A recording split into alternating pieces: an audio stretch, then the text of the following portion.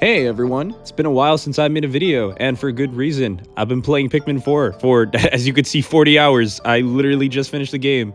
It's incredible and I have a lot to say, but before that, I want to show you guys this amazing pin set that came with the game. This is probably one of the best pre-orders I've seen Nintendo give with the game for a while. Even Dread got only 2 pins, so, I also kind of caved in, got myself a pink Pikmin plush, and then a few days later it went on sale, so I spent almost $17 on this, and it's really tiny. Well, before I start talking about this game, I do want to let all of you know that I'm probably going to get into spoilers, so if you don't want to hear spoilers for Pikmin 4, this is your time to leave. I know at the time of this video, it's a relatively new game, and I care more about you not getting spoiled like me than about you watching this video. So if anything, go play the game, finish it, spend 40 hours like I did, then come back and watch it. So first up, I want to discuss just how much content is in this game. There is an insane amount of content in this game, okay? I remember when I was playing, I was really worried the game was going to have like 4 areas just because of how it was going and that the game was just going to end. And I was surprised when there were 6 areas, and I remember I was playing, I was like, this is a pretty long game. I was worried about the game being short, as Pikmin games usually aren't too long, especially if you know what you're doing. That could never be me because I don't know what I'm doing. I play the game more for exploration, I guess, but it's still enough that I feel like even if you do know what you're doing, there's always something else to do. Areas all have caves to explore. A lot of people really like caves from Pikmin 2. And when you're in caves, time doesn't really go as fast. I feel like they have something for everyone's playstyle, right? You have the overworld that you can just kind of, I need to do everything under a time limit. You have the cave that, hey, there's no rush. You can basically do whatever you want. You know, you have treasures, you have upgrades for Ochi, upgrades from the shop, there's side modes when you get castaways. There's just always something to do about Pikmin 4, and that's something I really enjoy. I never felt like getting or doing something didn't progress me in some way, and that's something that really made me enjoy the game. The writing and atmosphere in this game is also pretty up there. The writing isn't anything too crazy, right? It's not, you know, it's not something you wouldn't expect from Nintendo, but it is a little unexpected for a Pikmin game. The lore goes a bit deeper, right? Pikmin's one of those games that the world and the descriptions of the enemies and the treasures and the conversations the characters have kind of give you the story for the world around you, right? But in this game, even though you have those elements, you get story. There's a reason that you're here, and it's more than just, oh, I crash landed. I mean, that's a big part of it, yeah, but, you know, there's more at stake now, you know? It's not just rescuing Olimar, it's rescuing everyone that's been turned into a leafling. The whole mystery. Why are they leaflings? Why are they acting like this? What can we do? And then there's more that gets added to the story after you beat the game, which, again, spoiler if you haven't left yet, but after the main game, you have to cure Ochi. And I spoiled myself with who the final boss was, but it's just, there's a lot. And then as per the atmosphere, I remember I was just kind of playing, right? And all of a sudden I'm in one of the caves, and I realize it's an aquarium. Like, it's literally an aquarium. And I know it's really random. I sound super excited, probably a little too excited about an aquarium area in Pikmin. But the areas kind of have this whole theme going, at least up until like the first 4. You're around different parts of a house. You can see like, oh, this might be a park. Oh, this looks like a backyard. Oh, you know, just different areas. And then eventually you get to the house, you get to see it. I mean, you see it in the first part of the game, but it's just so cool how much thought went into it. There's a lot going on, and I was always excited to see what would be going on in the next area. Caves, too. Caves had a lot going on as well, and everything felt like it was thought out. It didn't just feel like, oh, let's just include a grass area, a desert area, how Nintendo sometimes does. There was actually a bit more here, a bit more substance, and I really appreciated it, in all honesty. I also noticed that caves tended to remind me a lot of Breath of the Wild. I haven't played Tears of the Kingdom, so I can't really make the comparison there. And I'm going to be honest, I'm not that big of a Zelda guy. Breath of the Wild was cool, but it's not honestly my favorite thing. So in a way, this was like a better version of that for me. And I don't know. I think, I mean, I don't know if Pikmin necessarily needs an open world treatment because it's just not that style of game, I don't think. But the fact that there's as much care put into it as something like Tears of the Kingdom is really cool to see. Quick random intermission, by the way. Did anyone see this enemy and get reminded of The Last of Us? I don't know if it was on purpose or not, but it feels like a reference. Also, when I first saw this while playing Pikmin, I audibly shouted, "Is that a pregnancy test?" And I thought it was pretty funny. Am I the only one? Please let me know in the comments. I can't be the only one that noticed these things. Also, quick thank you to everyone that watched my future Mario RPGs video. Guys, the love means a lot. It really does. Anyways, back to Pikmin 4. So as much as this game is a reason that I'm going to play Pikmin 1 and 2, pick up those ports, play through them, and have a good time, there are things that I feel could have been done better, right? It's not a perfect game, and I think the reasons I dislike it are not going to be the same reasons as everyone else's reason for disliking it. I don't really need Pikmin to be a difficult game. I feel like it does have difficulty with the Sage challenges after the game and Olimar's mode. I guess the main game mode doesn't really have a hard mode, but it's not something that really necessarily bothers me. But anyways, I wrote down a list, so I'm just gonna read down it. So at some point, flower licks are pointless. As you probably know, flower licks make it so that you could have 10 more Pikmin at a time. It just adds to your total. I thought it was really cool. Not everyone's a big fan of it. But the thing is that at some point, once you have 100 Pikmin, if you do collect the flower lick, all it does is give you nectar and sometimes the super spicy spray.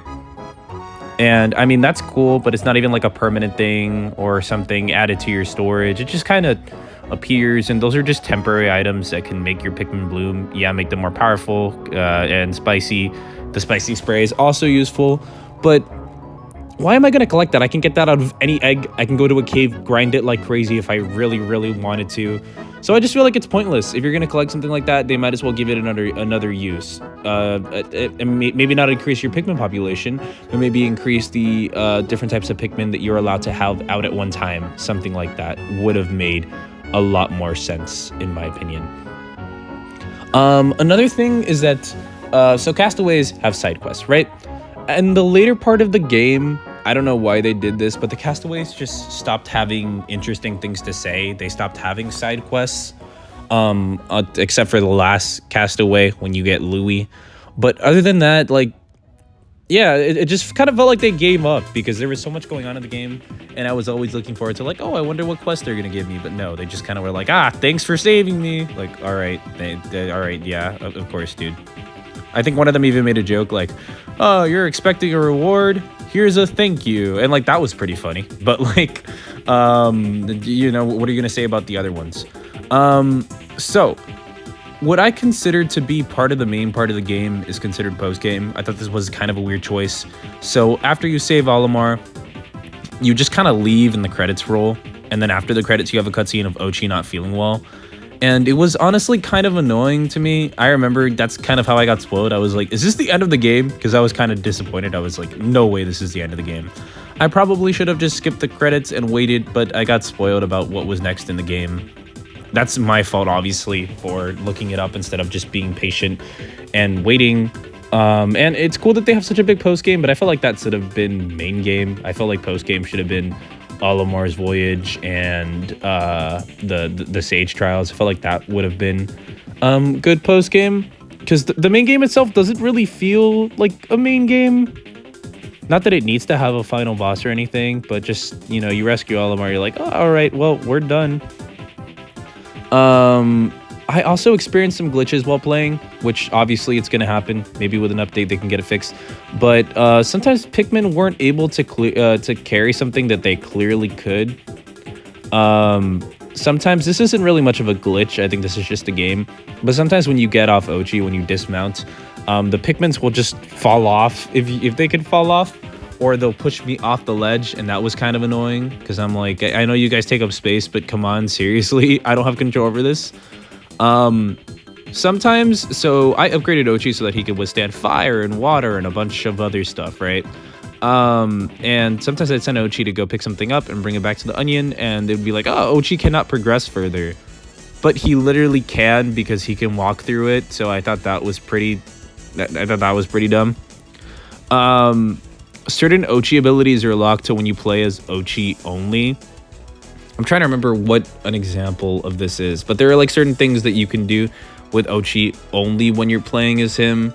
And I mean, what he brings to the game is great. I love it. I love it so much. But yeah, I don't like, just sometimes, you know, you have him separately and Ochi can do what you want him to, but sometimes Ochi won't do what you want him to do when you're not controlling him. It's just a whole thing.